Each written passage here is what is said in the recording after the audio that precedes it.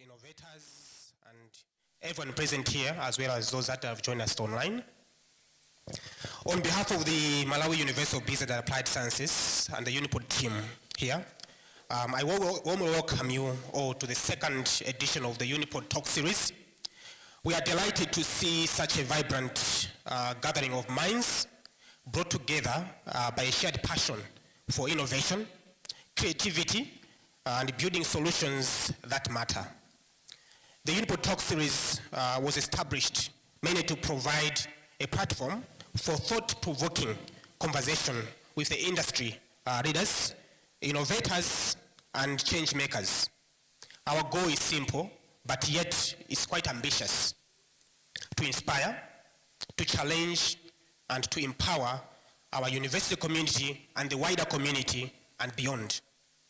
The success of our first inaugural session, which happened to be August 29, showed us that the hunger that exists for this conversation, looking at the thought-provoking conversation we had with both the audience as well as the guest we had in the previous session.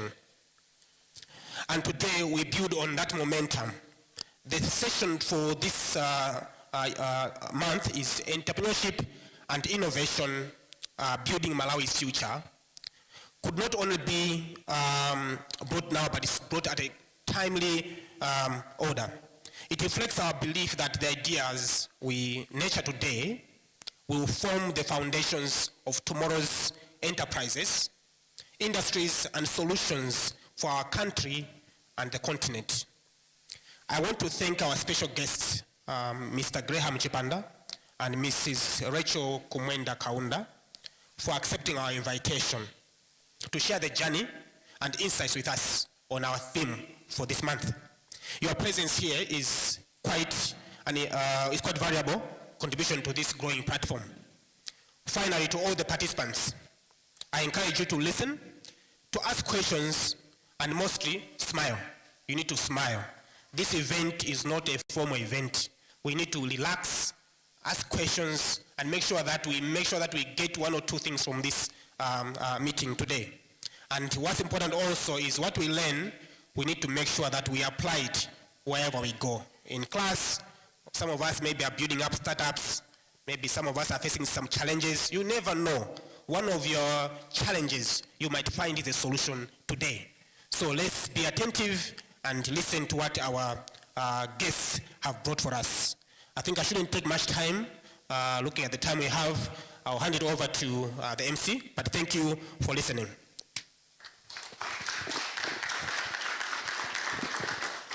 Another big hand for Mr. Massey. And of course, a big hand for UniPod for the very wonderful job that they are doing. As I stated earlier, we've got a number of events and activities this afternoon. We will have a fireside chat with our guest speaker, but also our guest of honor, and together the two of them brings a wealth of experience and vision to the very important conversation that we are going to have this afternoon, which is on entrepreneurship and innovation. And of course, we're also going to have the Spin to Win giveaway, where a number of people are going to walk away with fabulous prizes. But right about now, allow me to invite our guest of honor, Mr. Graham Chipande, to give us a speech. A big hand for Mr. Chipande again.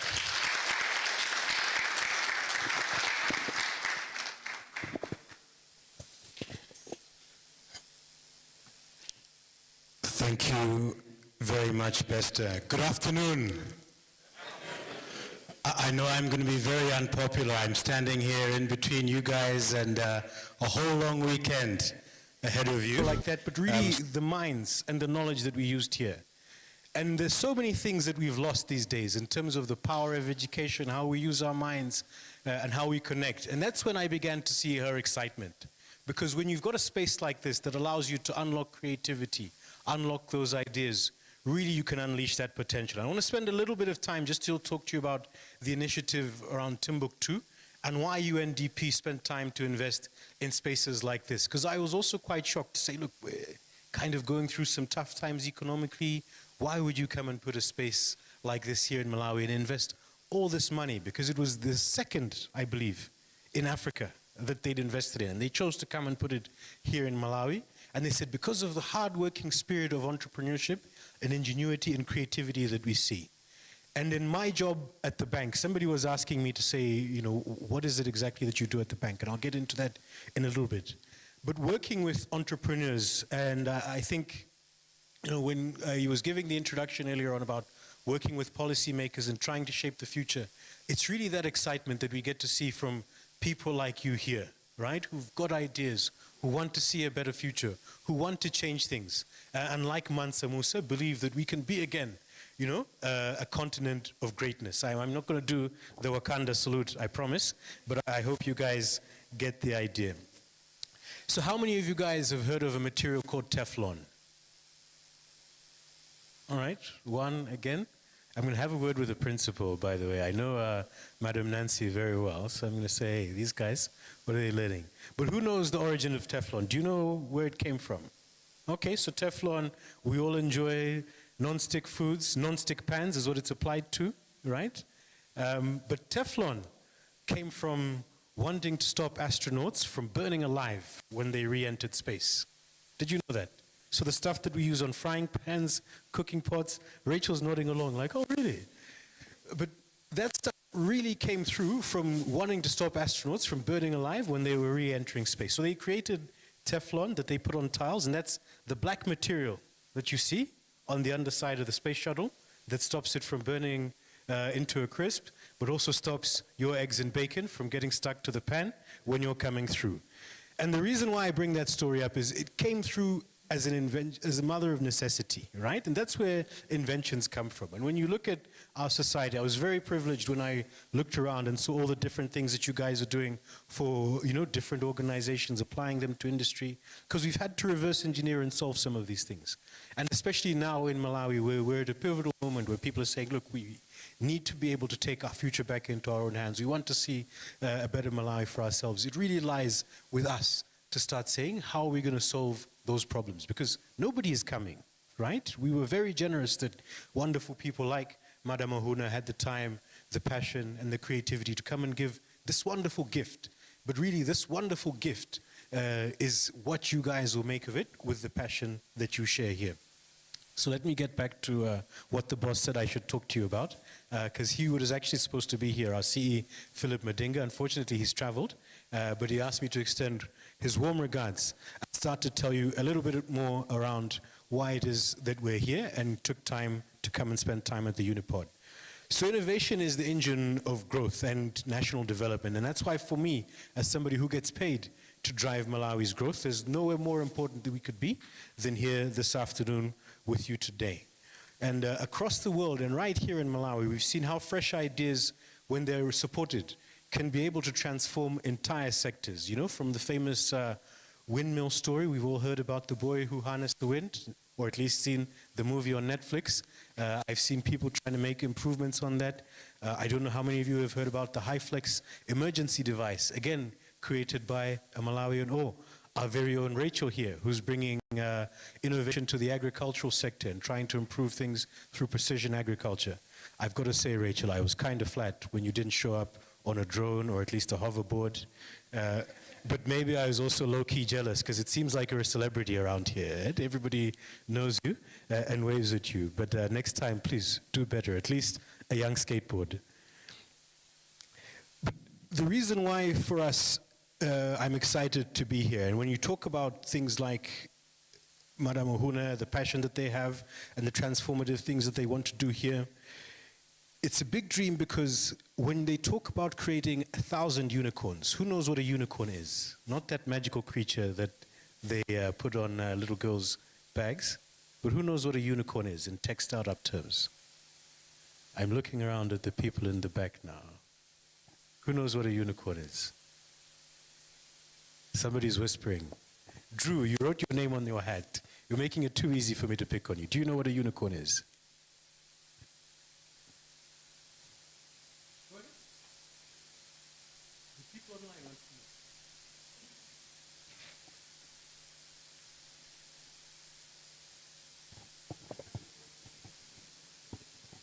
Okay. Okay. From what I know is a unicorn in terms of startup is a company that is doing, we can say, like special things or like inventions in another sector that are dramatically changing the world. So like in a case they can be generating like a lot of revenue in that area. For example, in AI, we can say like OpenAI is a unicorn in that sector. Thank you very much. Let's give a big hand to my friend. Drew, you should give him your hat. He bailed you out. But a unicorn, especially as we also measure it in the money world, is a business that generates and is worth now over $1 billion in revenue, right? $1 billion. So that's real money. You know, in Malawi, we've got 2 homegrown businesses that are worth over $1 billion. Who can guess what they are? FTH, well done. One else? No? I'll qualify that in a minute before I get in trouble. The other one? Okay, so it's 2 entrepreneurs.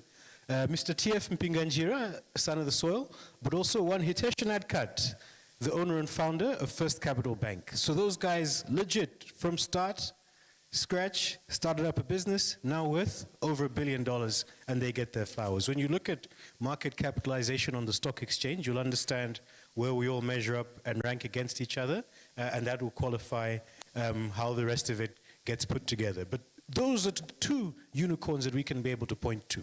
And those guys are responsible for thousands of livelihoods within Malawi, but also thousands more through the different philanthropic ventures, football teams that they sponsor, and many other things that they've invested in. Now, just imagine how we could transform this country if we have unicorns in the entertainment industry, in manufacturing, in agriculture, and we start to have those $1 billion startup businesses that come and work here. Those million jobs that we talk about can be created and come from right where? Right here amongst you guys. And that's why for me it's important, because I want to be there and remind you when you make those $1 billion to say, please bring them to Standard Bank, right? Not those other ones that I mentioned earlier on. We've given them their flowers. So why is it that I do at the bank? And somebody asked me when I was on my way here, and I thought I better come up with an answer that makes sense, right? Because these are smart people. So I'm the head of business and commercial banking. And what that means I do in posh language is I sit on the bank's country leadership council, and we translate the board strategy into actions through products, services, and things like that that we offer to small and medium-sized companies, large local corporates. But we also have a couple of other functions, including the Puka Incubator, where we also look after partnerships and innovation, and that's why I'm here. But in short, and the reason why I talk to you about the Puka Incubation Hub and the partnerships business that we do, in tandem with the services that we offer to small and medium-sized businesses, large local corporates and trans-regional businesses, is because we've seen that as financial services, we've got that duty to bridge the gap, right, between people with ideas and people with money. Because we've got one thing in common. We're all trying to solve challenges for the communities that we operate in. And that's where inventions come from, right? From the engineers trying to stop astronauts burning down to the cooks trying to stop their eggs to sticking from a plant. They were all trying to solve a challenge unique to that community that they serve. But how those all got together and discovered you can use this same material to apply to this other area is through interactions like this. And that's why, for me, it's very important that you guys have a space like this and you can be able to contribute in a way like that. And I must say that it's a long time since I've actually been on a campus like this. I must have been 20 years younger, 20 kilos lighter, but I've seen the hairstyles still haven't changed. So I'm, feeling right at home. And why I'm excited again to be back here on campus and see you guys learning and to be part of this particular discussion is that through your stories and through innovations like we hear about from people like Rachel and the stories that we try and tell through the We Believe in Malawi campaign and the Puka Awards, you learn that success comes from many failures, right? And I can see Rachel sitting there saying, oh boy, yes. And I'm sure she'll share with you more of those when it comes to the fireside chats. But success also comes from sticking to it, right? And that's why this space here is created, for you guys to be able to prototype. When we walked around and looked at the labs, we saw many pieces of things that were broken and the ones that worked, right? And the reason why spaces like this are created is that there'll be 1,000 ideas that might fail, but the two that make it could just be those unicorns that transform into billion-dollar companies and start doing some of the things that we talk about there. So to all of you here as now young innovators, students, and the people that are partnering with you to help to drive innovation, I want to leave you just with a few reflections as I leave. Take risks, right? Every breakthrough begins with courage. And for all of those people who, took a leap of faith and tried all of those things, and, even all those innovators that we talked about, they were laughed at, right? They were ridiculed by their friends. And there's many stories of innovators who'll tell you, no, do something easy, go get a job, go do that. But take risks, innovate, and think outside of the box. And that's why you've been provided with a safe space and an investment like this one to help you to take risks. At the bank, we try and say, maybe we avoid risk. But avoidance of risk isn't a strategy.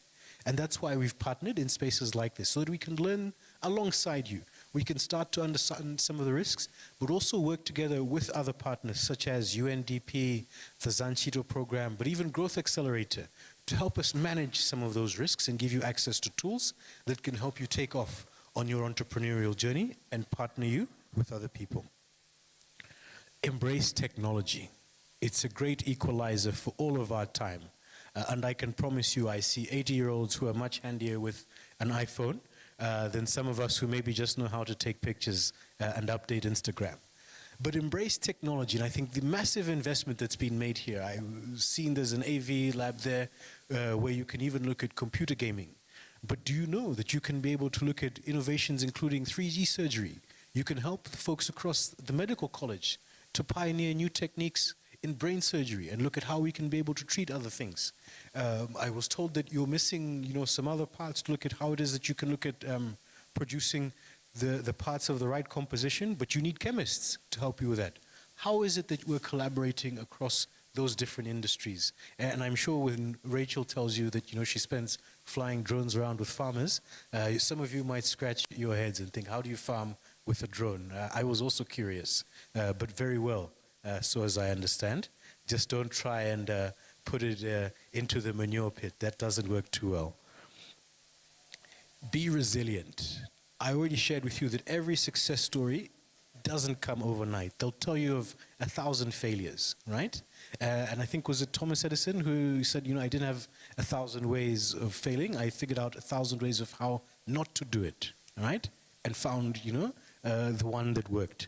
So be resilient. When you encounter those challenges and some of those things, support each other, be able to critique each other, provide those kind of perspectives, and then get up and go again.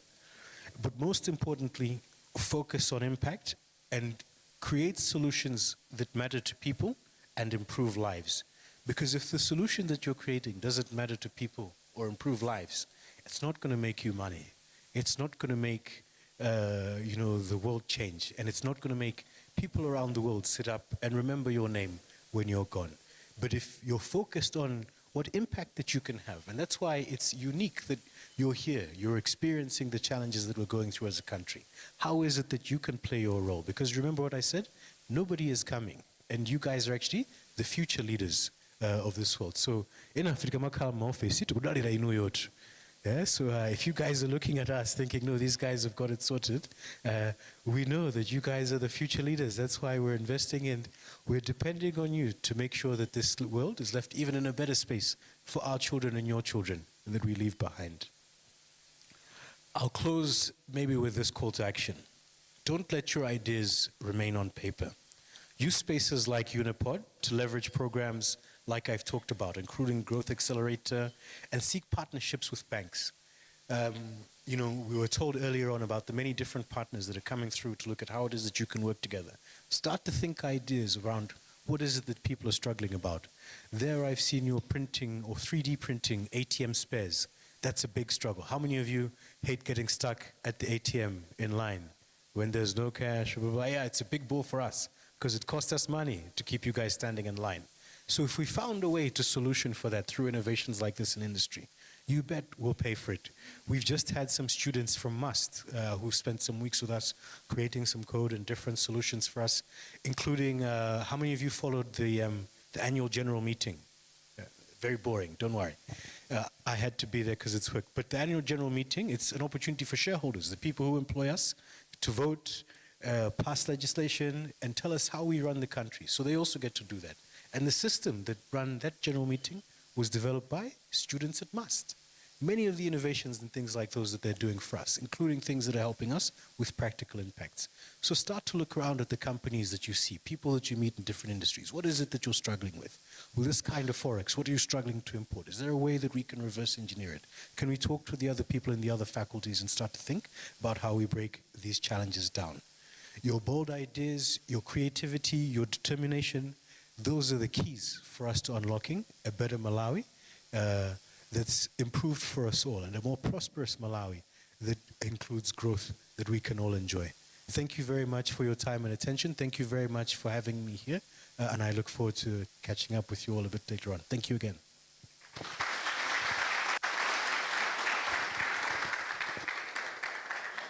Thank you very much, Mr.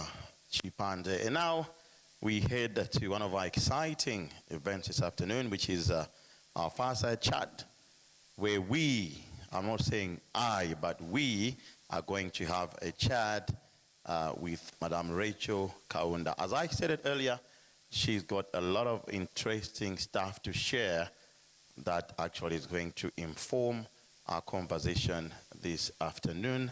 Once again, let me welcome Mrs. Rachel Kaunda in front. A big round of applause for Mrs. Kaunda.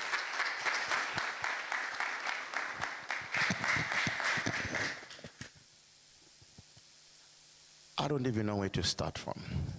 She's wearing so many hats, so I don't know where I'm even going to start from. But I guess before we get into the actual serious business, for the sake of motivating our girls right in the audience, but others also following us online, I just want you to take us through your education journey. Not only inspiring the girls, my members so that zafuna kutenga, sema ungatenga bansike. I'm speaking from experience. Now, take us through your education journey. Thank you so much. Really honored to be here with you today. So my education, I can start from my college. I did a Bachelor of Science in Earth Sciences at Malawi University, Chancellor College. After then, I did a certificate in drone and data technology with the African Drone and Data Academy. Wow. Right. Now, it tells me here that you've been recognized as a 2025 Mandela Fellow. I, for one, and I'm sure a lot of people in the audience, I would like to know about this fellowship. What is the Mandela Fellowship? So, Mandela Washington Fellowship is a U.S. State Department program that invites young Africans all over Africa.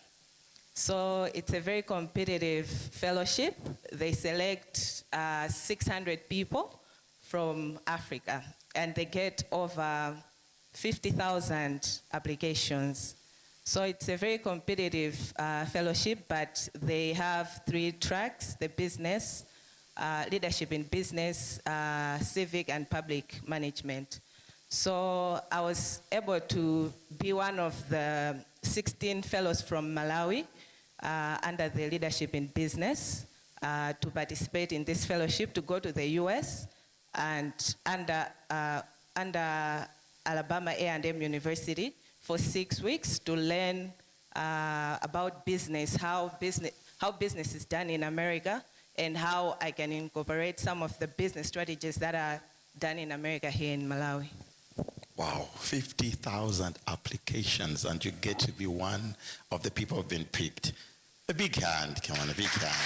50,000 is a job. Right, now, I would be interested to know, those following online and other people here in the audience would like to know, to say now, this Nelson Mandela Fellowship, how did it shape your perspective on innovation and entrepreneurship, especially in Malawi?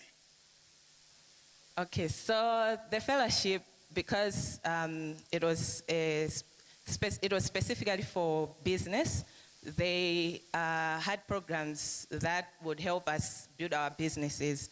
So we had opportunities to visit businesses in America, and most of the businesses that we visited were family businesses, and this is something that was not new but not very common in Malawi. I got to learn how people maintain businesses for generations to generations. And that's something that motivated me to, something that I thought of when I come back at home. I also have to involve my family in building this business so that it maintains for generations to generations. It just doesn't have to end with me, but also with other generations. And for the businesses that I also saw in America, they built businesses specific to their country. There are challenges in America, there are also challenges in Malawi. But if we look at building solutions specifically for our country, we build solutions that people are going to easily buy, and we are going to easily sell a solution to Malawians. So that's also something that I learned, building something uniquely to Malawi. You are the founder of DroneLink. Before I even go further to ask you what prompted you to start DroneLink, but just take us through, what is DroneLink? So DroneLink is a startup, a Malawian startup based in Lilongwe. What we do, we use drones and digital technologies in different sectors to help solve a variety of societal challenges. We're in different sectors, including mining, agriculture, environmental management. So we use drones to collect land information. Many of you know maps, right? For a long time, the map that we know is what we've been given, like the map of Malawi, like the map of Africa. So a map helps you to see what is on the land. Like you can tell where oceans are and how big the area, like how big Malawi is because of a map. So now, because of technology, we are able to do our own maps digitally. So we use the drones to create maps, and these maps help different sectors, including mining, agriculture, and environmental management, and other sectors as well. So at DroneLink, we specifically do this in our sectors, and we help people to make informed decisions, and also we help them to know what is on the land in real time. So in real time, in the sense that the map that was taken several years ago and what is on ground now is different. For example, the roads that we have now were not there several years ago. So with a drone, you're able to see what is there currently. So that's what we do. And we also do analysis. So the analysis component is interpreting the data that we have collected for our different clients. So we also do trainings. We train kids in coding and robotics. We partner with schools, we teach them coding and robotics. Sounds like a company that's doing quite a lot, right? Now I'm interested, what prompted you to start DroneLink? When I was studying in the university, we had a course called GIS, Geographic Information System.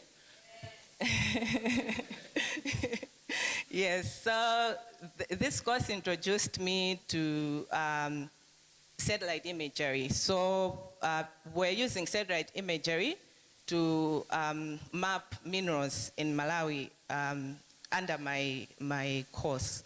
So after I graduated, I saw an opportunity with African Drone and Data Academy.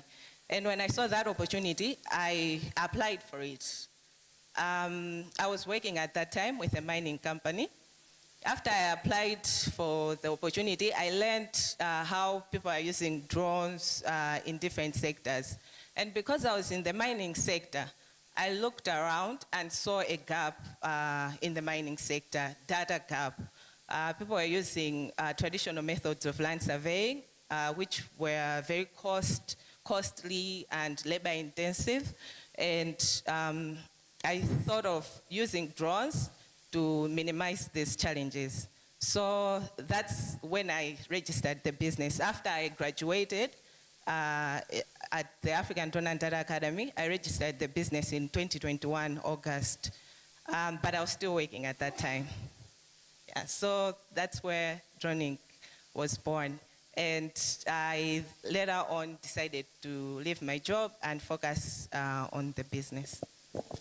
Now that takes me to the next question to say, as a young entrepreneur, a female entrepreneur, what were some of the challenges that you faced breaking into Malawi's high-tech industry?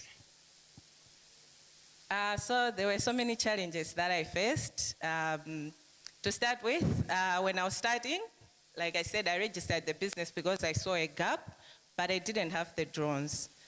So I used to hire drones for me to be able to do the work. And because I didn't have enough money, drones are very expensive, I didn't have enough money to purchase the drones. So I had a financial challenge.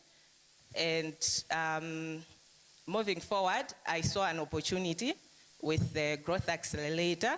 So because I had registered my business and I had started some work with it, I was able to apply for the Growth Accelerator to help me with financing.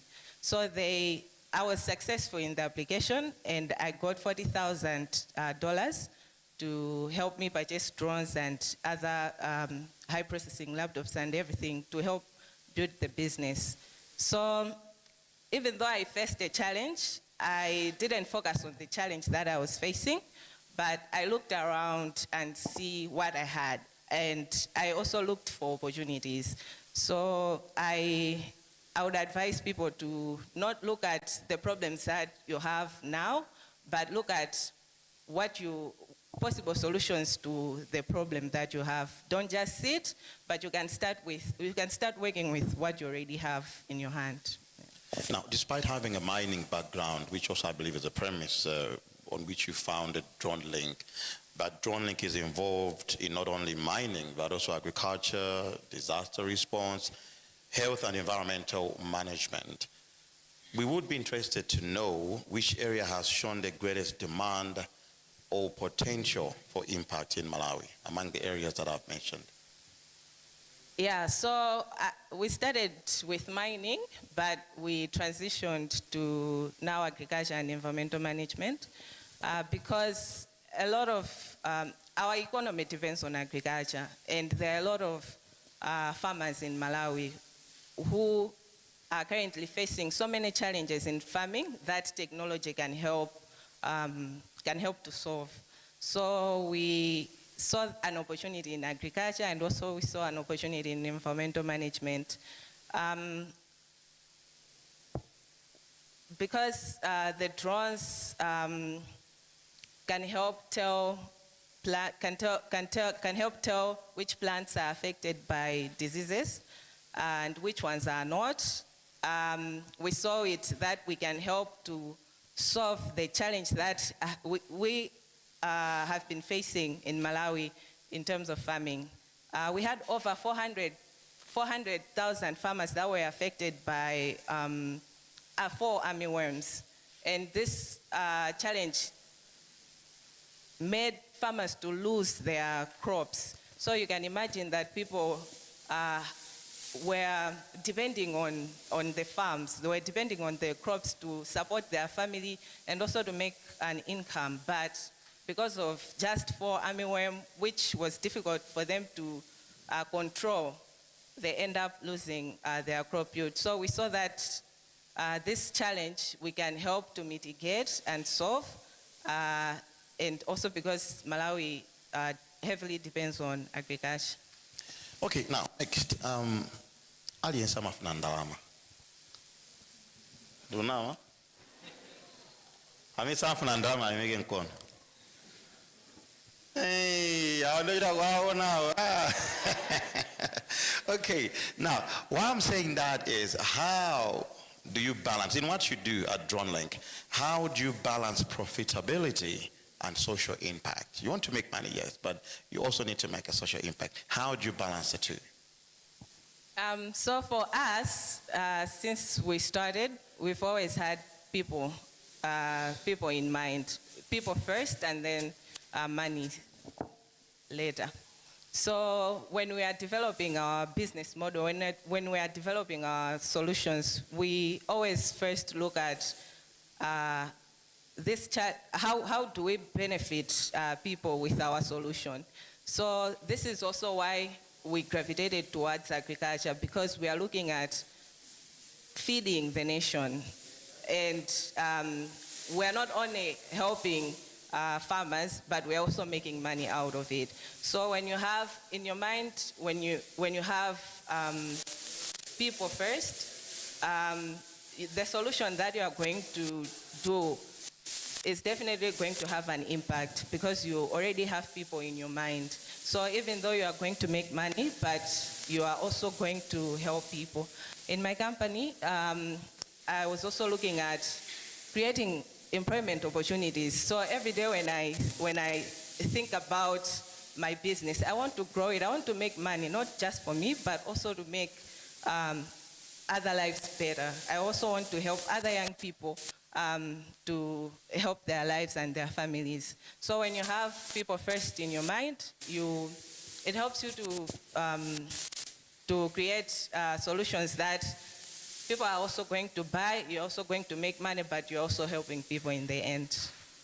All right, our theme for this month, or the theme for this event is Entrepreneurship and Innovation, Building Malawi's Future.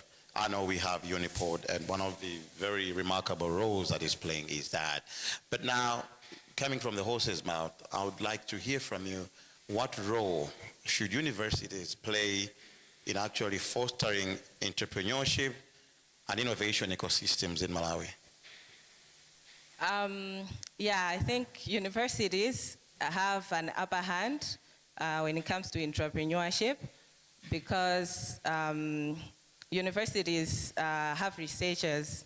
So if we are building a product that has been, if you are trying to use a product that has been approved, it's going to be easy for you to make money out of it, because you've already proven that product.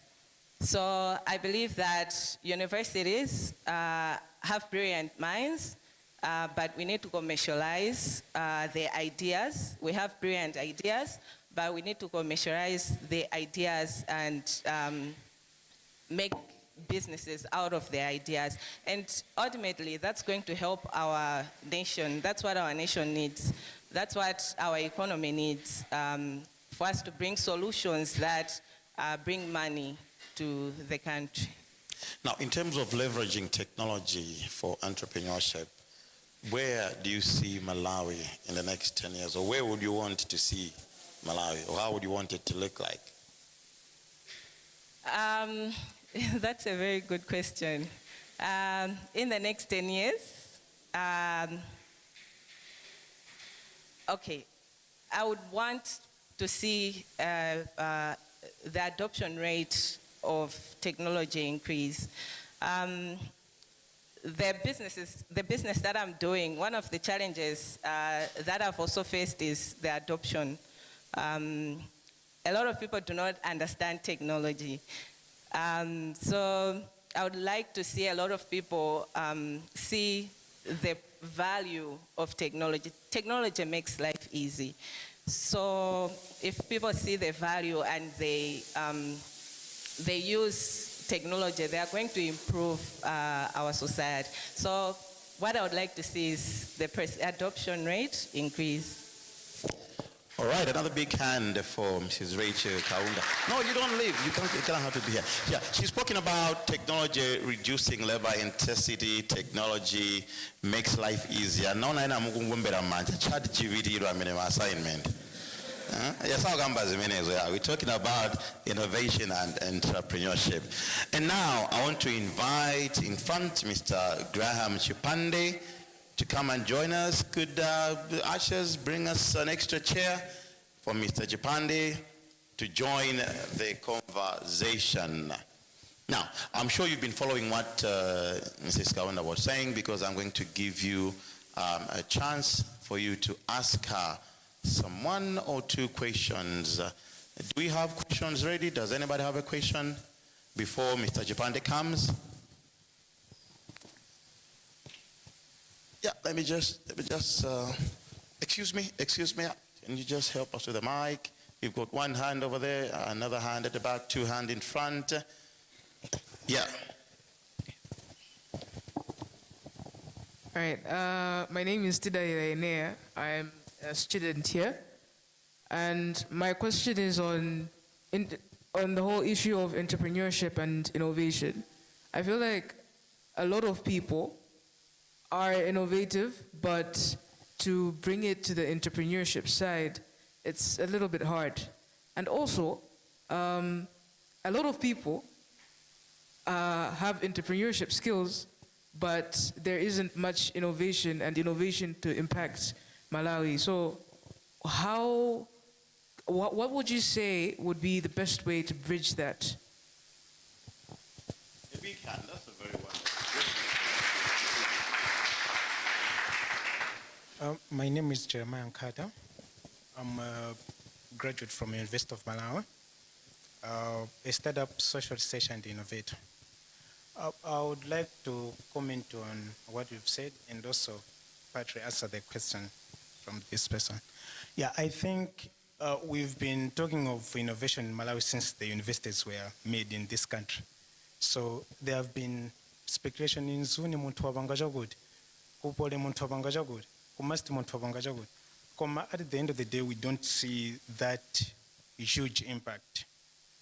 To me, as a social innovator and research, I see that our innovations like this bridge. When we talk of innovation, we only talk about science. But when it comes to adoption, it's in the mentality of people. Hence, we bring in the issue of social scientists, because social scientists understand the mentality. So we can talk of, for instance, drones. If you go in the villages and the churches, you hear, it's satanic, it's this and this.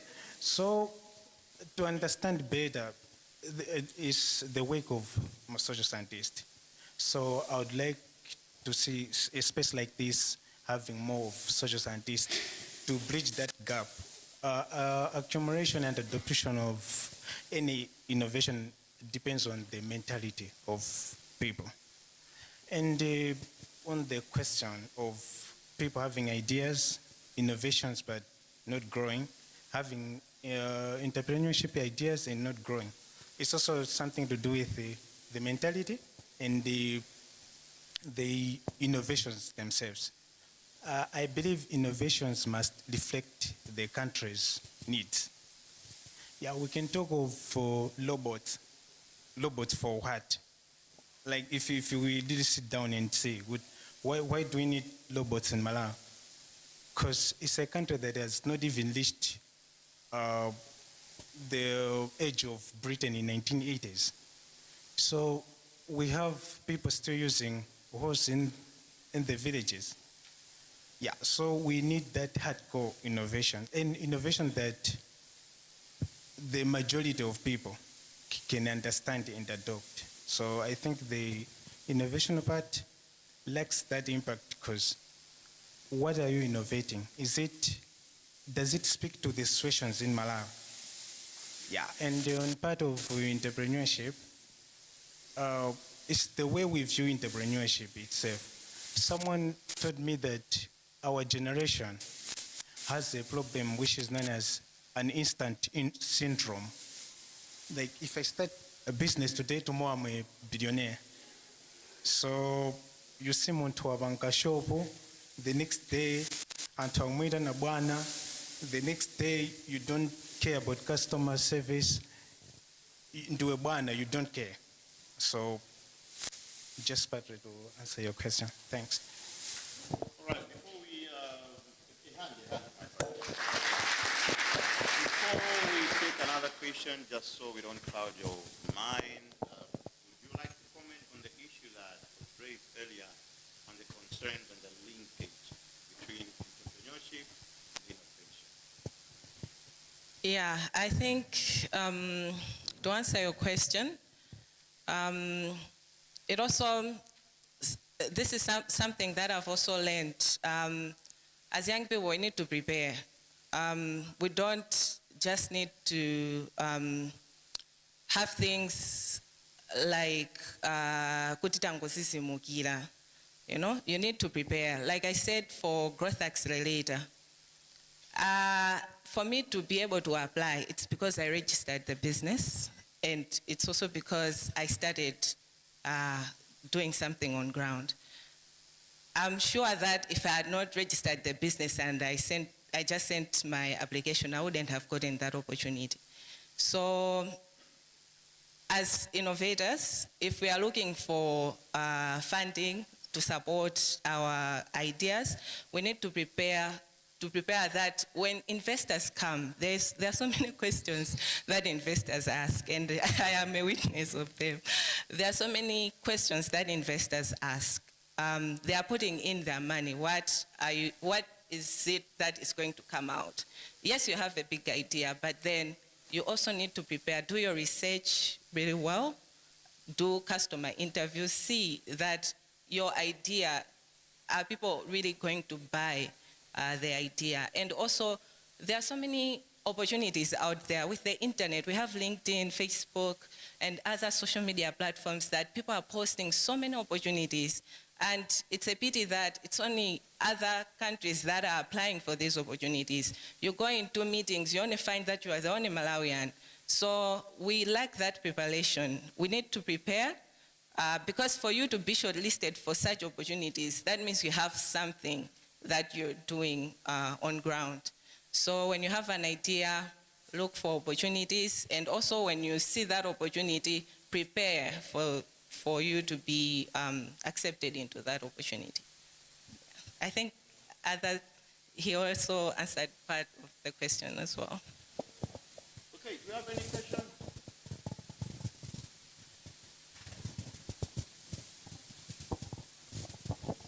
My name is Bright. I have a question. My question is, when you were starting up your company, what are some of the mistakes that you have made? And when you look back and you say, I would have done this different, and I would like to learn from you so that I should not make the same mistakes. Thank you. Why are you calling them mistakes? Sometimes you want to do something and you have 10 tries and succeed on the 11th. You just discovered 10 ways how you could not. So they're not mistakes. Okay, yeah, another question? Would you want to take that? Before we have one. Yeah, go ahead. Okay, so one of the mistakes that I made, like I said, when I was starting, I didn't have some equipment, and also there was a client. I can give you an example of this client. He wanted us to do drone videography and photography. So I don't have that expertise, but I'm a drone company and I just want sales, you know? So what I did was to find someone to do that job on my behalf, and I went with him, of course. And it happened that after we did the job, the client didn't pay for the service that time. He took time to pay. So this person that I had found kept on pushing me, and we had arguments over this. And I realized that if I want to work with someone, I need to do a contract. I need to agree with them before I do the work. There are some things that I don't have expertise on, but we have a client that wants us to do the thing. It's okay for me to outsource, but I need to draft a contract with them before we go into the business. So yeah, that's one of, I can say, a mistake that I made and what I learned from it.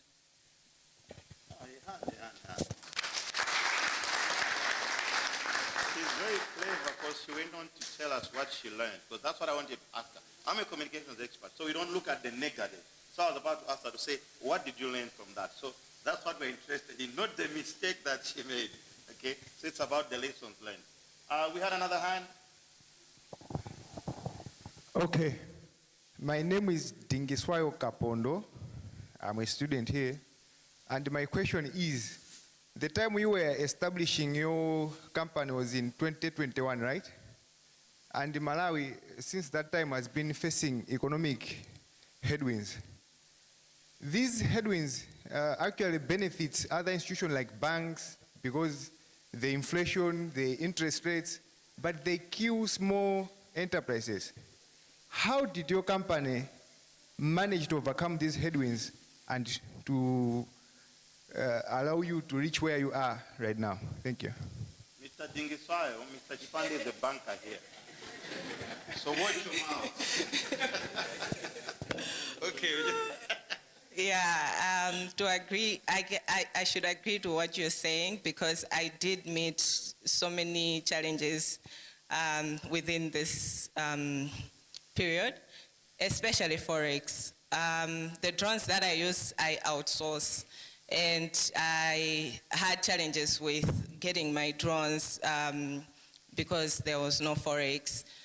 And yeah, it did affect my business because it took time for me to actually purchase that drone to come to Malawi. So there are some challenges that we really can't work on, like for the Forex issue, there's nothing really I could do but wait. And that also affected my business as well. But I managed to get the drone after some time, and I think we can look at having our own drones manufactured here in Malawi as a solution, because that would cut a need to import some of the materials that we need for our innovations. Okay, there was a hand. Let's get one last hand. I know we've got a lot of questions, but now the very reason why we have such kind of people come to this event is that you have an interface with them, you establish relations with them, you get the email addresses, the telephone numbers. I know there are a lot of brilliant minds out there, as I said. You've got ideas on entrepreneurship, on innovation, and we need to keep this conversation running. But we'll get one last question. We also have Mr. Chipande here. We also need to tap from the wealth of knowledge that he has, and we're also going to have an opportunity to also ask him questions. So let's have the last question. Okay. My name is Daniel Samira. I heard her saying that one of the problems she had to face with our organization is that the adoption of technology in Malawi is too raw. A lot of people says that. What does your organization do so that to this generation or the coming generation, so that we might reach that day that everyone shall say that actually technology in Malawi, people are a little bit advanced. What do you do? Okay, that's a very good question. So what we are doing now with the farmers, we have partnered with organizations that already have a group of farmers that work with. So now it's easy because they already have a relationship with the organization that we have partnered with. So it's easy for them to now accept our technology. But also, for us to reach to people, we need to market. So we are also looking into ways how best we can market our product to reach to a lot of Malawians, for them to know that we exist, that we are doing a solution that can actually help their sectors. So we have a lot of work to do with marketing. You can only invite someone that you know that you have an idea of what they do. If they don't know you, they are not going to invite you. So we are trying to be known, trying to market our product to different people, for them to actually know who we are and what we do and the value that we're doing. So the other thing that we can look at is value proposition. Make sure that the value is clear. When you are going to a farmer, mapping is a difficult word for someone who hasn't experienced any GIS or something of that sort. So for me to go to a farm, I can't tell them that I want to map your land. They will not understand what I'm saying. I need to simplify the language. I need to communicate the value in the simplest form way possible. So that's also something that we can work on to increase the adoption rate. All right, another big hand for Mrs. Kaunda. She's still going to be here with us. Now, as I stated earlier on, that we also need to tap in from the wealth of knowledge that Mr. Chipande has. Mr. Chipande currently heads digital banking, among other services at Standard Bank. He's also worked for international organizations. He also serves in various boards in various organizations in Malawi. But now, first things first, from the digital aspect. What is your view in terms of the role of innovation and entrepreneurship in driving Malawi's economy now? Thank you, Pastor. So I think when you look at a lot of the challenges that we face now, and somebody else talked about leapfrogging technology and some of the things that we can do. So when I interact now with my 4-year-old, by the way, he knows everything. You can't teach him anything. He knows exactly what's what. He's able to operate his tablet. He knows his mom's password somehow. But so many things that he can be able to get to. Now, the reason why I bring that up is the skills,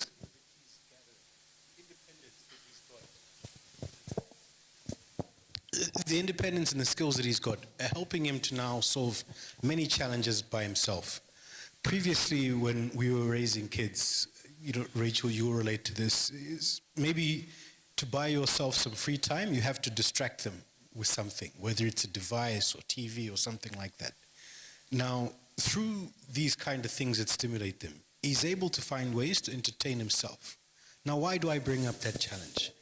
Technology, digitization, and things like that offer us ways to be able to figure out how to solve challenges. If you look at mobile money and the birth of that, it was solved by a challenge of saying, I need to send money home to the people in the village, but I don't want the minibus driver to take part of it or play the lottery because he might take some of it and use it for drinks if he doesn't arrive at the destination or there's problems. How do we find a reliable way?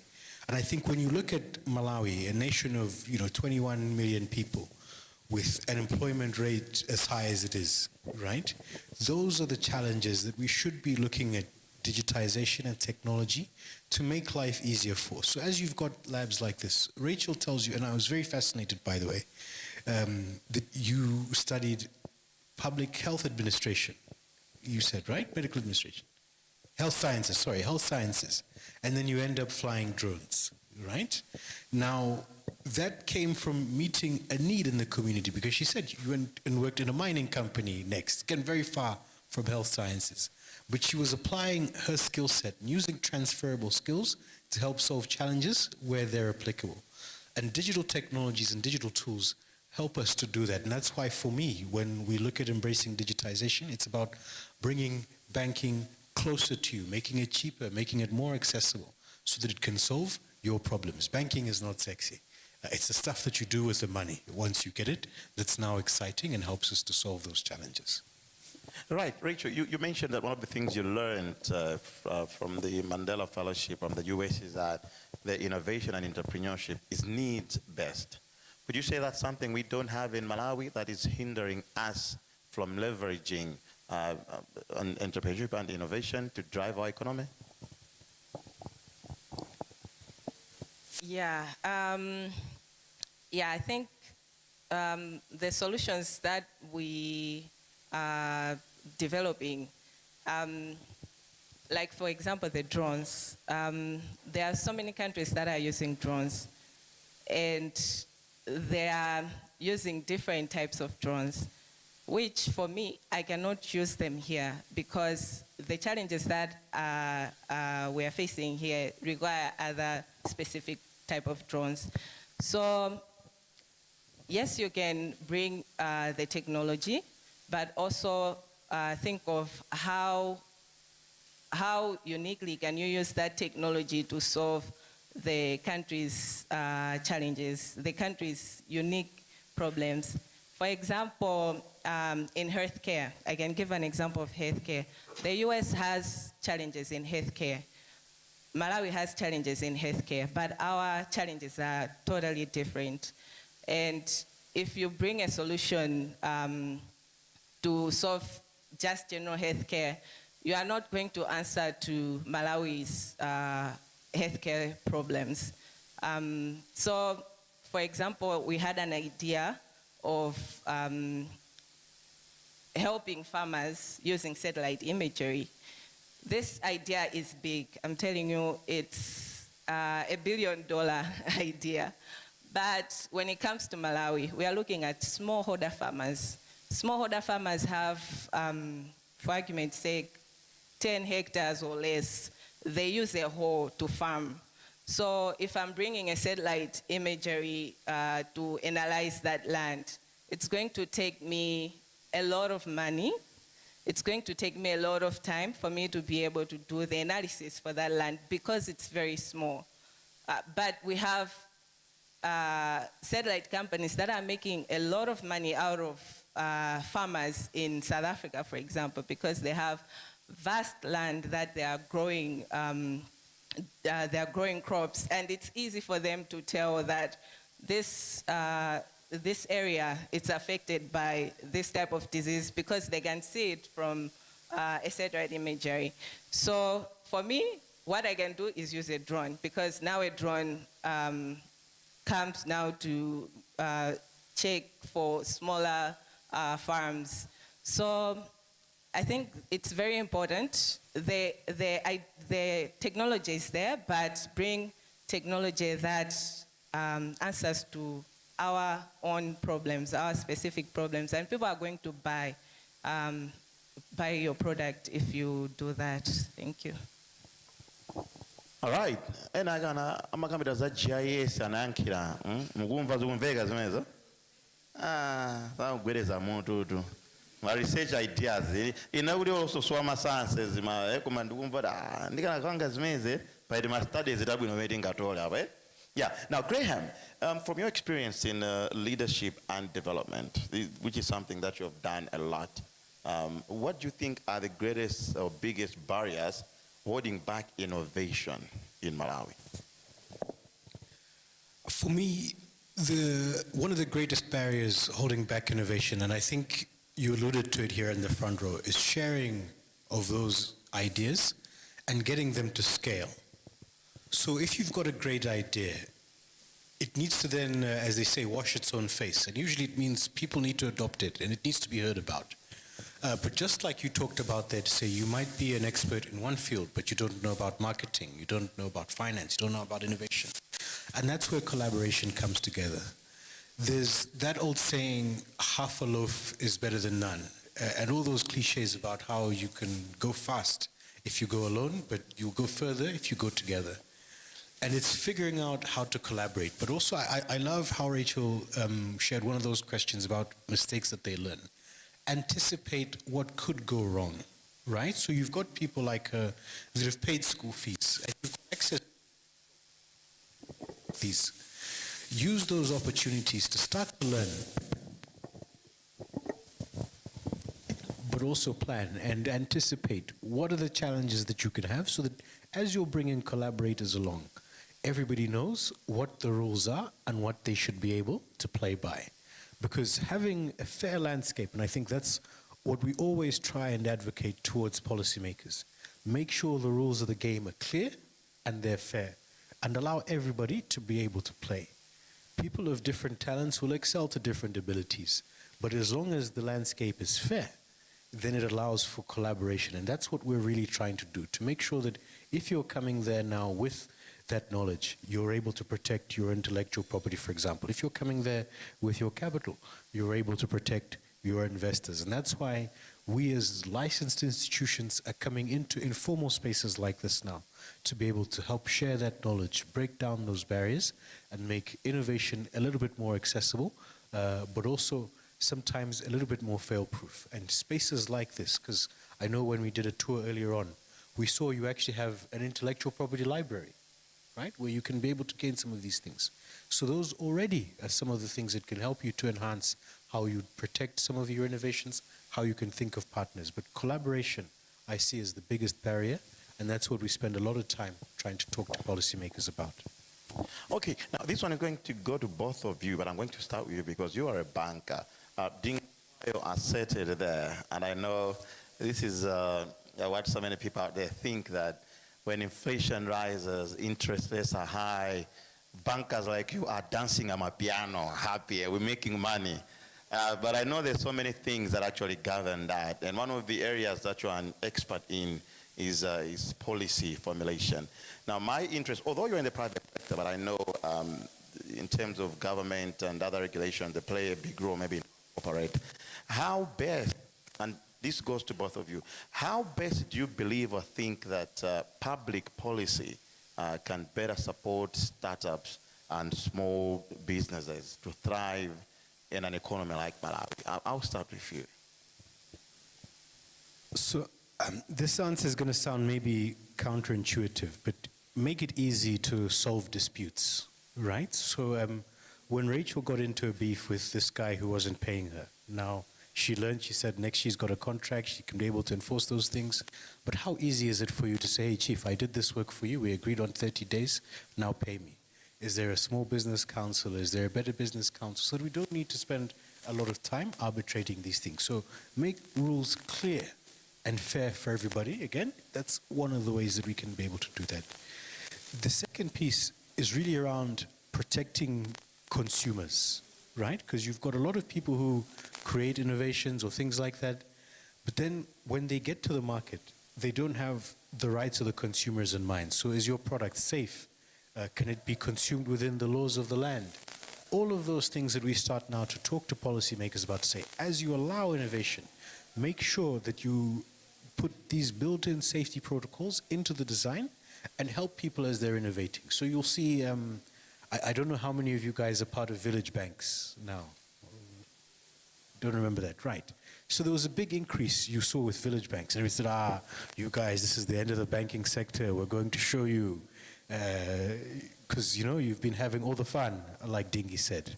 And then there were a lot of tears, right? Because all the controls and things like that that we've got in place as sectors to protect consumers weren't there when you had informal bodies like village banks offering these services, huge returns, but they didn't have these things kind of built in. So that's what we also say, that as you allow innovators to explore and look at different areas where they can be able to have an effect, think of the consumer at the end, because some of these products are potentially dangerous. I saw 3D printing machines here. I'm sure you guys have got protections that are already put in place, but you can potentially produce weapons in a sector like this. What safeguards have you got in place to make sure that as you're fostering and encouraging innovation, then you're also not, causing harm to wider society? Rachel, you've been there, you've done that. I'm sure the journey has not been smooth. I'll get back to my question. Have you come across certain challenges where you felt if these had been put in place owing to our public policies, then perhaps I would have found the journey much smoother? Yeah, so I can talk about the good things that are there with the government. Number one, it's the business registration system. It's very good. You can register your business within hours within a day you can get your certificate, which is good. I think the best thing that the governments can do is creating an enabling environment for entrepreneurs to come into and be successful in. When it comes to us as entrepreneurs, we also have a role to learn what is there, what is the government offering. For example, with the business registration, MRA does not tax, is not supposed to tax you in your first 3 years of operation, which most people don't know. And they end up fearing to register their business because they are thinking, I'm going to end up paying taxes with the little profit that I'm making. But there are other things, initiatives that the government and the government especially has put in place to help businesses. And when it comes to MRA, it's also one of our challenge because we end up paying a lot of taxes now. When we are purchasing drones, for example, I had to pay a lot of money for me to get my drone into the country. So if they try to also create enabling environment for startups, they try to see small businesses and what they require and try to remove some of the taxes, or at least just try to minimize maybe the process. That will help entrepreneurs to now think of getting their business registered and moving with their businesses. All right, thank you very much. Before now, I have one final question for the both of you, but I would also just like to invite the audience and those online, you can also share your questions if you have any questions for Rachel, if you have any questions for Graham. And to our audience, let me just take you through again the profile of Mr. Chipande, so that maybe you might actually get it clear as to what questions you might want to ask him or what insights you might want to get from him. So as I said, he heads digital banking at Standard Bank, and is also a seasoned development leader and policy expert. His interests are in policy, innovation, but also entrepreneurship that we are talking about. Now, as I said it earlier, I have one final question for them, but before I pose that question, I'd like to open the floor again, specifically if you have any questions for Graham. There's a hand there. There's a hand, another one there.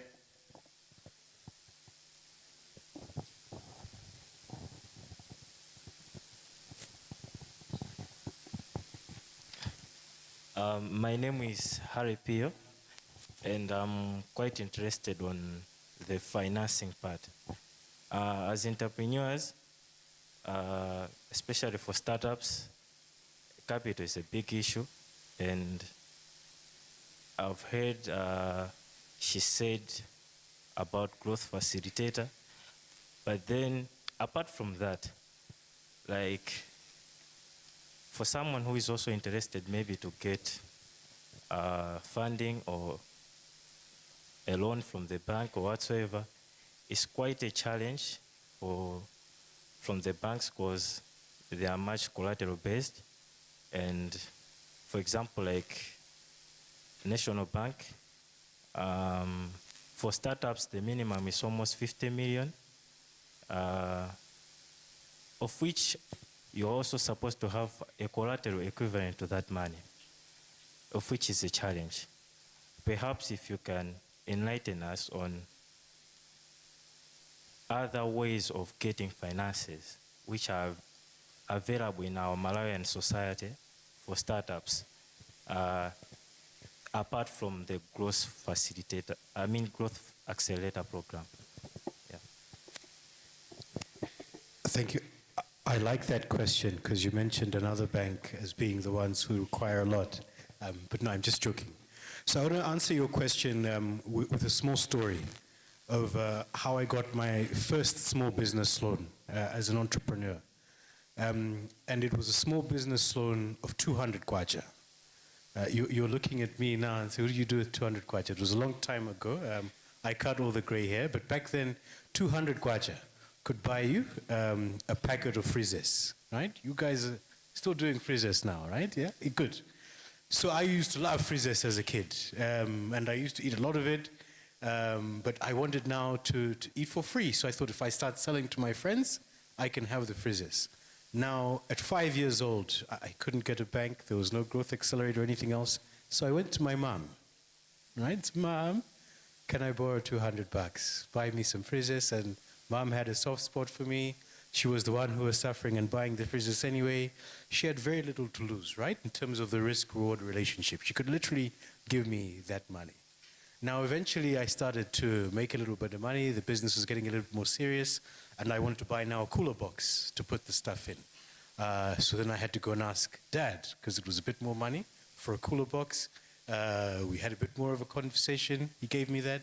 And then eventually I wanted to buy a deep freezer to put it in Dad's shop and sell cold drinks.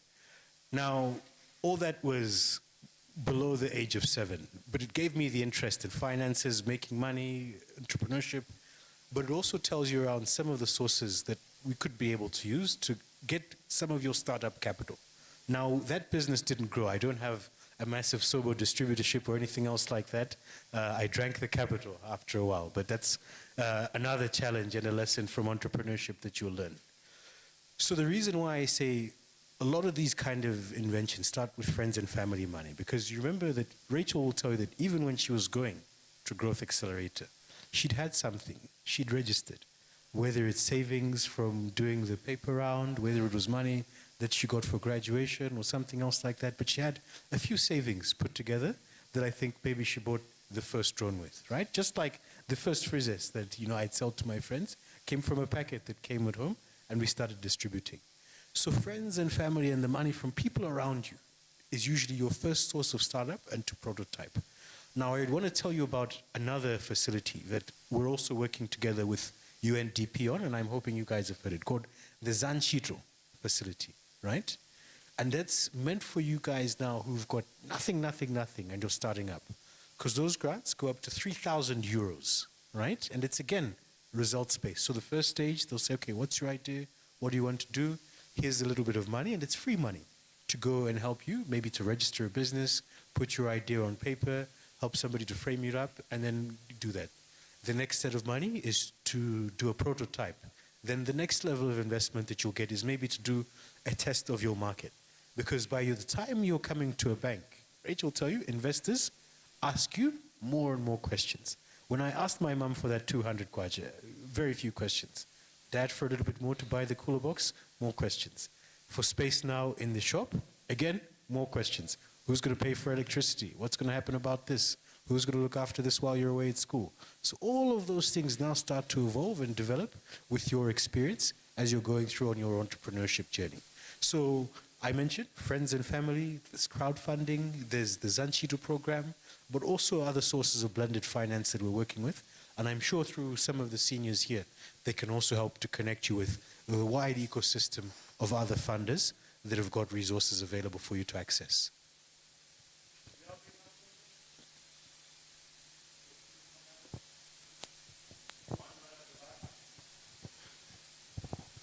Hello, my name is Kumbo Mindia. I'm an innovator, and I'm also a member here at the UniPod. My question is on carbon credits. So as banks, have you started having conversations around loaning money or investing in innovators that are eliminating carbon from the environment? Because as we understand, for every carbon that you eliminate from the environment, there's a dollar attached to it. So as innovators who are in that field, have you considered giving up loans or investment? Because I've seen about 3 or 4 projects in Malawi who are worth thousands in US dollars, but on carbon credit market.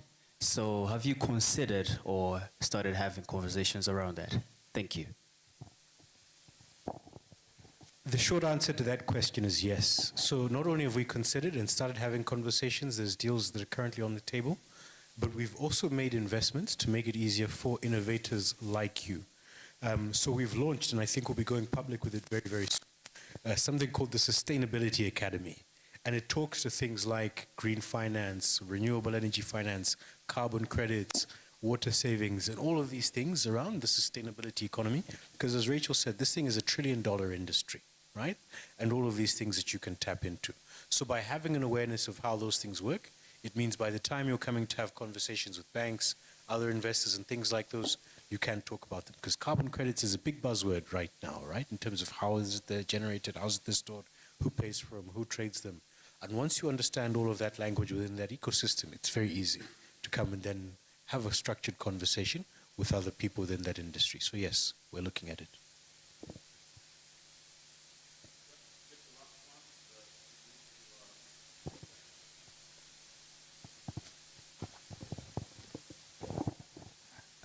My name is Bera Magawa. Ms. Kaunda said that one of the problems she faced was accessing Forex. And we have seen a lot of business, most of them promising in Malawi, fail due to access to Forex. So my question is, how is the Standard Bank leveraging digital banking services to help young entrepreneurs access Forex? And another question is, Standard Bank being a national organization, is there like a money swapping service whereby you can pay here and you access the money in another country and buy what you are supposed to buy?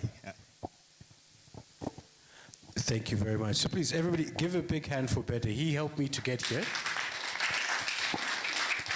when I was lost and helped me to find my way. So, but I like that question. I'm going to start with that last part of it and demystify it, because as an international organization, yes, we are the largest bank in Africa by footprint. We've got presence in more than 14 different markets, but we don't have a magic wallet, unfortunately, or offer those kind of services. And what do I mean? If you look at the kwacha, this is how foreign exchange works. We use kwachas here because you can do stuff with them. If I give you Zim dollars, can you spend them here? You can spend them in Zimbabwe. Tanzanian shillings, same thing there, right? But you might have a value for Tanzanian shillings because you might say, I know somebody who goes to Tanzania to buy cars. I can sell him those ones. Now, how many people do we know who have that conversation? Say, okay, with this Malawi kwacha, I know somebody who goes to Malawi frequently to visit the lake, do this, trade, everything else. And that's where that imbalance exists, right? So the reality is that every year, roughly, we import about $3 billion worth of stuff, right? Whether it's fuel, fertilizer, food, Netflix subscriptions, but it comes up to roughly about $3 billion. And when we've toiled hard, surveying fields, taking tourists to the lake, making sugar, tobacco, and all that good stuff, we generate about $1 billion, right? Now, you don't have to be as smart as all of you guys here to figure out that there's a problem. And that's why the kwacha every kind of couple of years does this against the value of the dollar, right?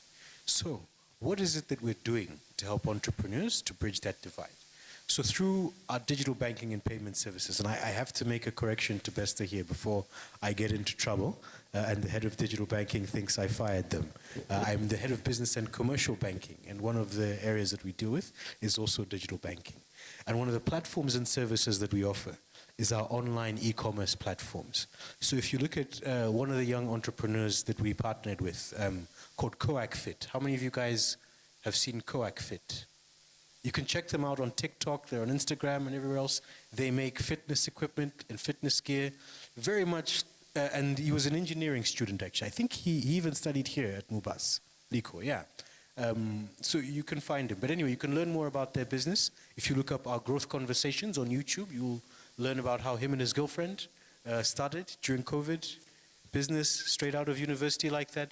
And now they've gone multinational, they've got an online shop in Zambia, and they're earning dollars, right? By exporting equipment made in Kanengo from scrap in Malawi out there. They're exporting their brand in terms of fitness wear, and they're using our platforms to generate that Forex to be able to bring in here. We're assisting other entrepreneurs do exports in things like agriculture. I think you guys might have seen the greenhouses that we've got by the airport. Right now, we're exporting vegetables through that platform, and again, they're able to use our matchmaking services to do that.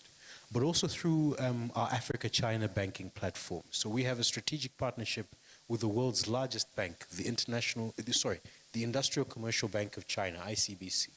And through that partnership, we were able to assist Malawian entrepreneurs producing things like soya, tea, other legumes to access markets there, but even ones who are producing and polishing gemstones.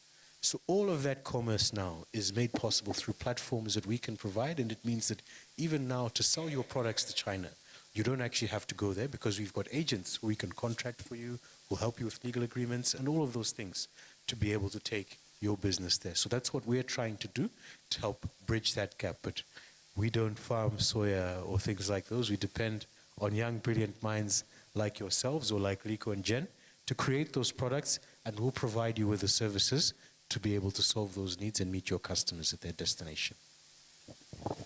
All right, thank you. As I promised earlier, now I'm going to give you a question. One question that goes to both of you. I'm going to ask you to give us your final remarks, but in form of answering a question. If you were to leave the young Malawians gathered in this room, if you were to leave the young Malawians following us online with one call to action for actually building the country's future through innovation, entrepreneurship, what would that call to action be? I'll start with you, Rachel.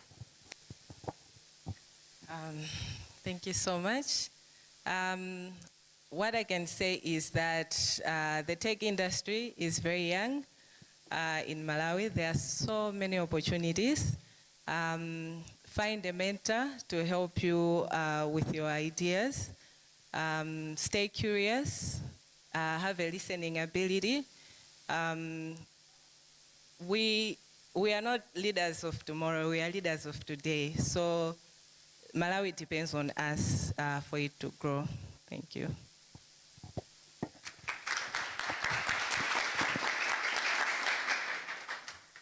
Very hard to follow that advice. So I'm going to cheat a little bit and pick three. So it's thank you, welcome, and go. Right? So first of all, thank you for taking the time to come out here. You've got many different things that you'd have been doing on a Friday afternoon that I'm sure are equally as stimulating and exciting. But you've made an investment in yourself, right? As Rachel said, it's an opportunity for you guys to network, create connections, get new ideas. But by coming here, and I understand you pay a membership to be part of the UniPod, that's an investment in your future and in Malawi's future. So first of all, thank you very much. Welcome. Right? And welcome to the real world, because this is it. You guys are part of it now. We're in this together. And when I keep saying nobody is coming, it means nobody is coming. And, you know, I love Rachel's words. You're the leaders of today, not tomorrow, right? So welcome already to the table where we've got challenges to solve, we've got things like that.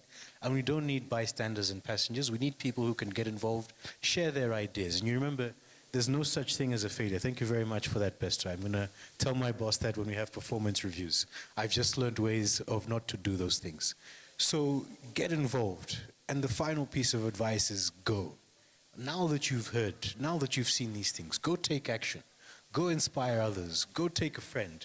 Go take that idea that's been on paper or in a notebook and somewhere else and put it into action. Because the help that you need is going to come from somebody right next to you, right? Not somebody a million miles away or a little bit further on, but somebody right next to you. But it requires you to get up, take risks, and take actions. So go. Thank you. A big hand.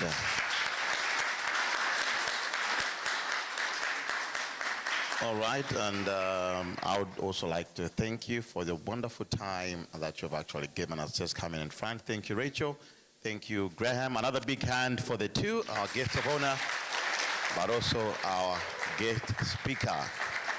Now we move on to the next segment. Who is excited to win? Who feels lucky this afternoon?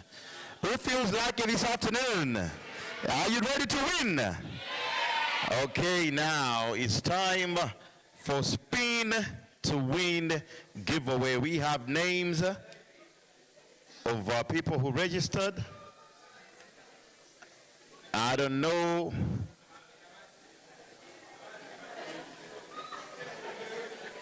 Are you ready to spin? What? Wait.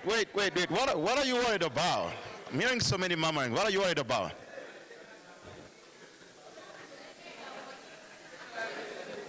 You didn't register, but your name is not there. Oh. Okay, don't worry. We will see We'll see. UniPod is a home of innovation. We'll see what we're going to do with everybody who registered. But your name? No, I promise you. I promise you. Now, are you ready to spin? Yes. All right, let's go for the first spin and see who the lucky winner is. Leah, no, that's not Leah. McWilliams Matewere. Where's McWilliams? Woo, woo, woo, woo, woo. Now, what does McWilliams get?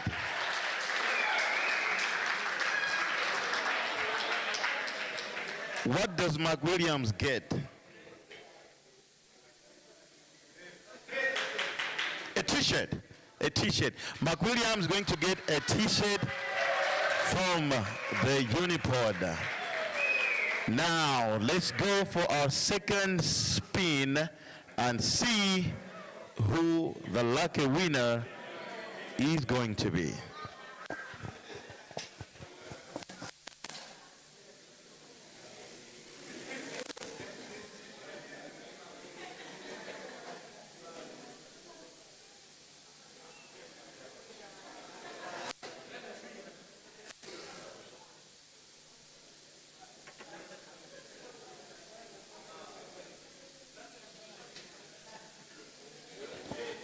Okay, our second spin, and there we go.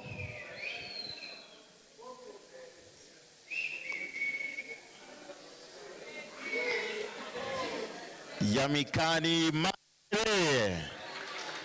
We have Yamikani Maere. Ah, a big hand for Yamikani Maere. And Yamikani also walks away with a t-shirt. And let's go for our third spin.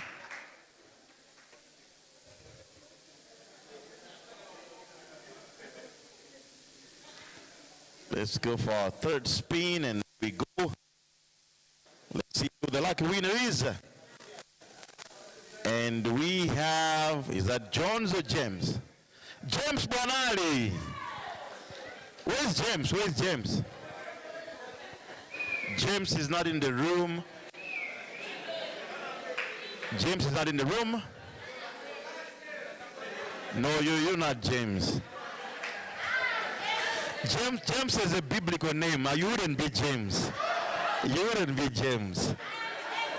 Okay, do we? She says she's James. Okay, does James get to walk away with a t-shirt, or we go to the next one? Or is he supposed to be here? For them to qualify. Yeah, you don't just register. They're supposed to be here, because apart from the t-shirt, what's more important is the lesson and valuable lessons that actually we have picked from here. Now let's see who replaces James Banali. And wow, Innocent Raphael. Where's Innocent Raphael? Innocent Raphael? Do we have Innocent Raphael in here? No, we don't have Innocent Raphael. Let's go for another spin. Let's go for another spin. This is the third winner. Miriam Kalanda. Miriam Kalanda. Miriam Kalanda. What does Miriam get? Miriam also gets a t-shirt. A big hand for Miriam. Let's go on, let's go on, let's go on. Who's the fourth winner?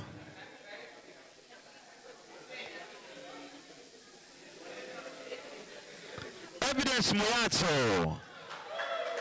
Evidence Miato. Oh, she's here. A big hand for Evidence Miato. Let's spin, let's spin, let's spin, let's spin. And let's keep the t-shirts coming. Let's keep the wheel spinning. Let's keep the t-shirts coming.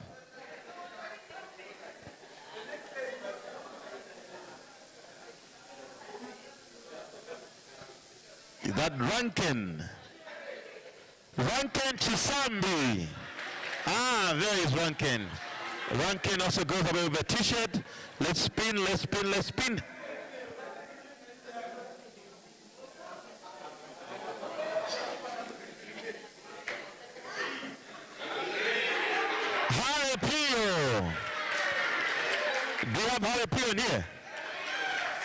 Is he really hurry?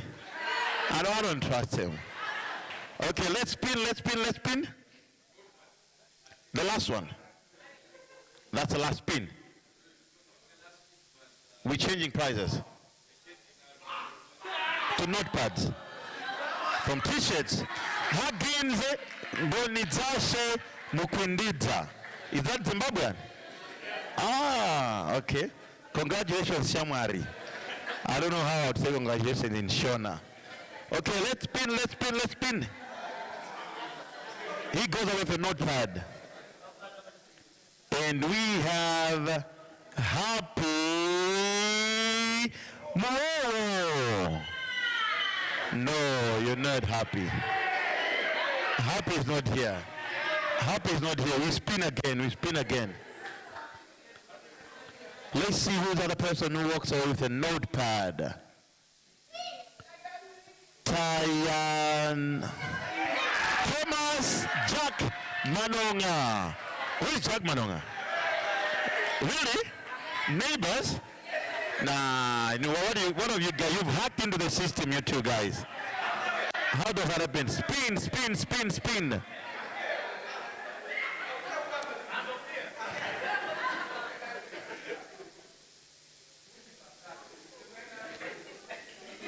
Faustina Nyasulu.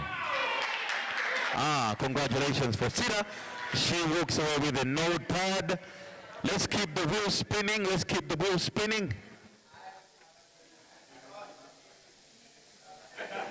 Who is the other person? Doreen Gawi. Doreen Gawi? Okay, congratulations, Doreen. A big hand for Doreen. Why are you not being happy for Doreen? You jealous people. Spin the wheel. And I was maybe change some now we never did it. Hey. Ibrahim Stonard. There is Ibrahim. He goes with a notepad. Now let's have one. Oh, that's it. All right. Now congratulations to our lucky winners.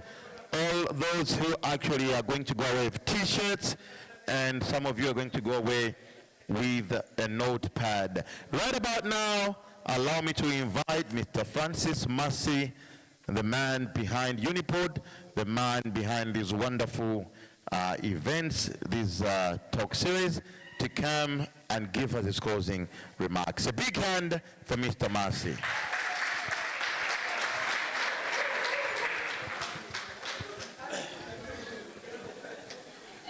All right, let us give another big round of applause to our invited guests.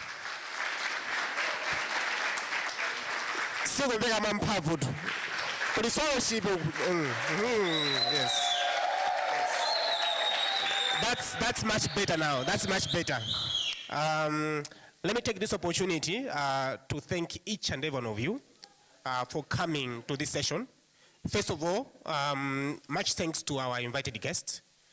When you had the invite that you come to the UniPod to share the insights that you have done today, you took it that you have busy schedules, you managed to come so that you could share with us what you have shared today. And my belief, and all our belief, is that what you have shared today, each and every one of us in this room, we're going to take it and we'll put it into practice. And I believe maybe just a few months from now, a few years from now, some of these, some of them, the audience, they'll also be sitting in the front here one day. And they can also share and testify to say, I was also one of the people that was listening to such kind of a series, and it has changed my life. And that's something that I'm looking forward to seeing, that each one of you one day can also share your stories with other people in the coming future. And also to each and every one of you that have come to the UniPod today, and also those that are online. I know that you are busy. Some of you are students, maybe you had classes. Some of you maybe had assignments, but you have made it possible that you come. And this is the spirit that we need, because I always tell people that as UniPod, we have all these nice equipment you see, the computer lab, we have the 3D printers, but all these things, having them here, without you coming to the space, is useless, right? So it needs you people to be coming over to be using this kind of equipment. A good news to share today is from the first session we had, I think I did mention about a certain program, right? The Designer Innovators Program. And I believe that some of you have applied, but through that program, we're providing funding to innovators. We're also providing mentorship to innovators. We're also providing commercialization support to innovators that have basically functional prototypes. And we have received 327 applications nationwide. So starting from the north up to the south, which is quite a big achievement compared to the first program that we did before. And I look forward, because DIP is not the first and the last program. We have so many programs at the UniPod. Some of them are just right there. Take some time and look through and see what or where you see yourself that you can fit and benefit in the UniPod. And to seeing all of you as members of the UniPod. If you have an innovation, please always come through, discuss with us, and see how best we can support you in your innovations. Reaching that far, allow me to take my leave for the stage. We have some food just behind there, and I'm sure that each one of you is also looking forward to that, right? Yes. Yeah, I think we have exhausted all our energy by clapping hands, right? So we need to bring it back. So we need to go down there and enjoy ourselves. All right, thank you very much. I'll give it back to the MC. Thank you. Let's make some noise for Mr. Masi.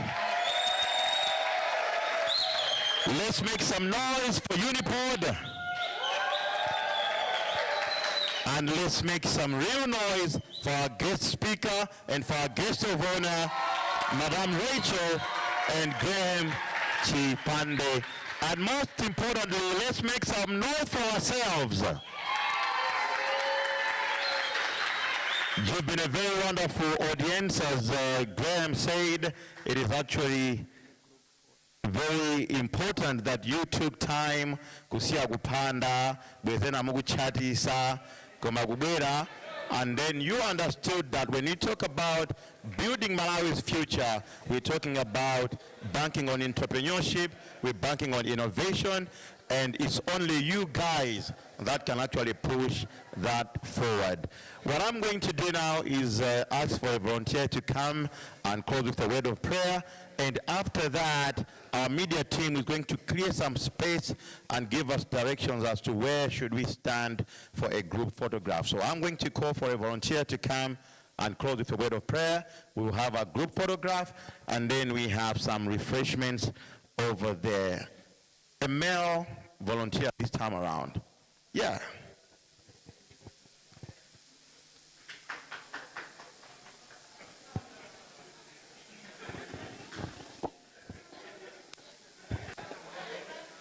Tubempere oya munguka mwamba kutozani fwaja siku limene fwaja nthawi imene yopambana yomwe latha kubwera kuno ndiphunzira nzeru zosiyanasiyana. Ambuye ape mphawi nzeru zimene zikatha kupindulira ife komanso anthu osiyanasiyana kunjaku koposaposa tidathokoza chifukwa cha anthu amene anatenga nthawi yawo kubwera kuno kudzatiyankhula. Tingopempha kuti mmene akubwerera makomo awo akathe kuyenda bwino komanso ife pano tikathe kusaya bwino ndikuti nzeru zimene zikathe kugwira ntchito lero ndi kunthawi za nthawi moyo wathu wa tsiku ndi tsiku. Tampempha ndi kusiya zonse m'manja mwanu. Amen.